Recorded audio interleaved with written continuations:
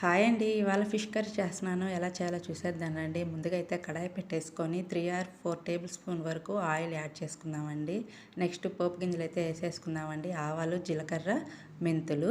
మెంతులైతే అస్సలు స్కిప్ చేయొద్దండి. ఫిష్ కర్రీలోకి అవి టేస్ట్ వస్తాయన్నమాట మెంతులేయడం వల్ల. కాబట్టి కంపల్సరీగా ఏసుకోవాలి. అవి చిటపటలాడిన తర్వాత కరివేపాకు రెమ్మ కూడా వేసేసుకుందామండి. కరివేపాకు రెమ్మ వేసిన తర్వాత కట్ చేసి పెట్టుకున్న 2 పచ్చిమిర్చి చిలుకలు కూడా యాడ్ చేసేద్దాము.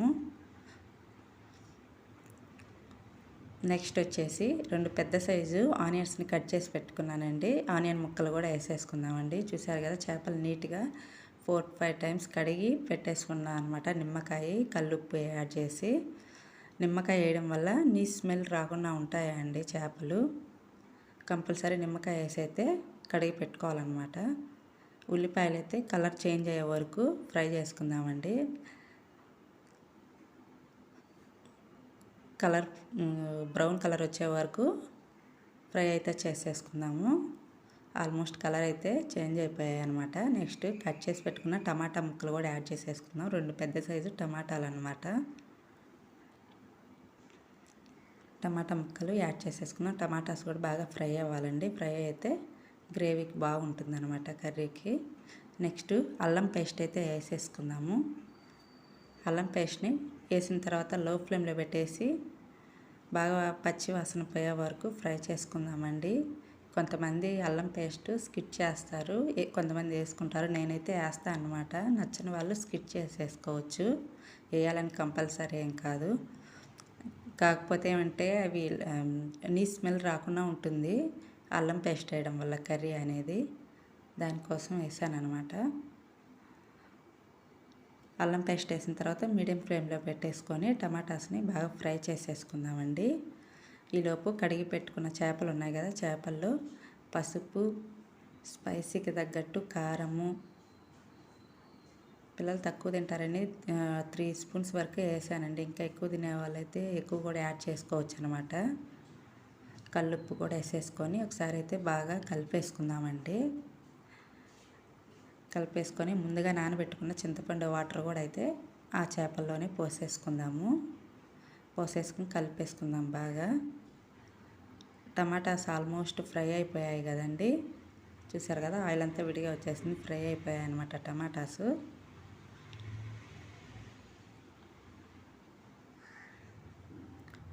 ఫ్రై అయిపోయాయి కాబట్టి ఇప్పుడు ముందుగా కలిపి పెట్టుకున్నాం కదండి చేపలు, ఉప్పు, కారము, చింతపండు, ఆ వాటర్ మొత్తాన్ని కడాయిలో అయితే పోసేసుకుందామండి. పోసేసుకొని ఒకసారిగా కలిపేసుకుందాం మొత్తము. ఇప్పుడు పోసిన వెంటనే కాబట్టి గరిట పెట్టేసి కలిపేయచ్చండి. చేపలు ఉడకబట్టిన తర్వాత ఆ విధంగా కలపకూడదు అనమాట. పచ్చి చేపలు కదండి, పెద్దవి కానివ్వండి చిన్నవి కానివ్వండి, గరిటె పెట్టి కలిపితే మెత్తగా చిదురు అయిపోతాయి కదండి. అందుకోసమని మనం వేసిన వెంటనే అయితే కలుపుకోవచ్చు అనమాట. ఉడకబట్టిన తర్వాత ఆ విధంగా కలపకూడదు. చేపలు వేసిన తర్వాత ఏమంటే హై ఫ్లేమ్లో పెట్టేసుకొని కుక్ చేసుకోవాలి. త్వరగా ఉడికిపోతాయి కదండి. పెద్ద చేపలు కానివ్వండి, చిన్నవి కానివ్వండి త్వరగా కుక్ అవుతాయి. హై ఫ్లేమ్లో పెట్టేసి మూత పెట్టేసి ఉడికించుకుందాము. చూసారు కదా ఉడికిపట్టిందనమాట. ఉడుకుతూ ఉన్నాయి చేపల కూర అనేది. ఆ పులుసు అంతా లేకుండా ఎగిరిపోవాలండి. అప్పుడు టేస్ట్ ఉంటుందన్నమాట కర్రీ. ఈలోపు కొంచెం ధనియా పౌడర్ అయితే యాడ్ చేసుకుందామండి. ధనియా పౌడర్ యాడ్ చేసి ఒకసారి అయితే కర్రీని మొత్తం కలిపేసుకుందాము. స్లోగా అయితే కలిపేసుకుందామండి. చేపలను అయితే మొత్తం నీట్గా వాళ్ళు అమ్మే వాళ్ళ దగ్గరే కట్ చేయించుకొని వచ్చారనమాట మా వారు. నాకు చేత కాదనేసి వచ్చిన తర్వాత ఇంక నీట్గా వాష్ చేసుకుని కర్రీ చేసేసుకోవడమే. నెక్స్ట్ అయితే మెంతులు, జీలకర్ర, ఆవాల పౌడర్ అండి. ఇదైతే కంపల్సరీ వేసుకోవాలి. ఇదైతే అస్సలు స్కిప్ చేయొద్దు. ఈ పౌడర్ వల్ల ఏమంటే చాలా టేస్ట్ వస్తుందన్నమాట కర్రీ అనేది. ఇదైతే నేను మిక్సీ పెట్టుకుంటాను అనమాట. ఫిష్ కర్రీ చేసినప్పుడు యూజ్ చేసుకోవచ్చు అనేది వేసుకోవచ్చు. స్టోర్ చేసి పెట్టుకుంటాను.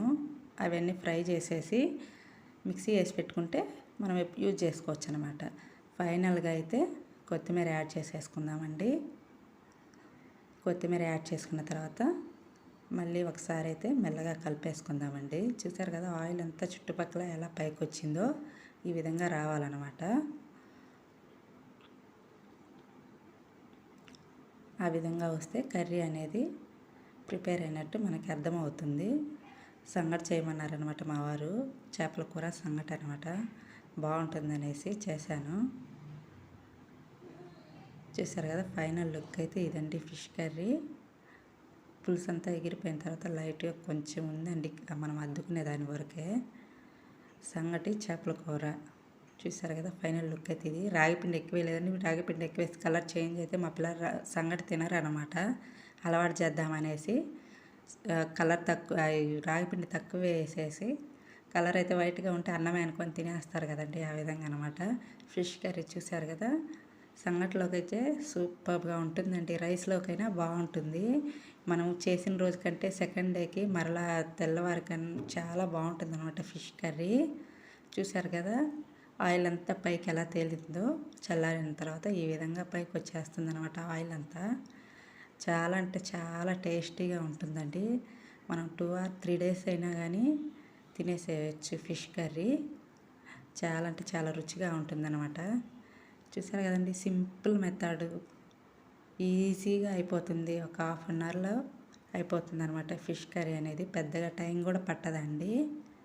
ఈ విధంగా చేసుకున్నామంటే త్వరగా అయిపోతుంది అనమాట. ఫైనల్ లుక్ అయితే ఇదండి ఫిష్ కర్రీ. మీకు ఎలా ఉందో కామెంట్ అయితే చేయండి. మనము కడిగేటప్పుడే నిమ్మకాయ ఉప్పు వేసి కలుపుకున్నాము, కడిగేసుకున్నామంటే నీట్గా ఉంటాయన్నమాట. ఓకే బాయ్ అండి.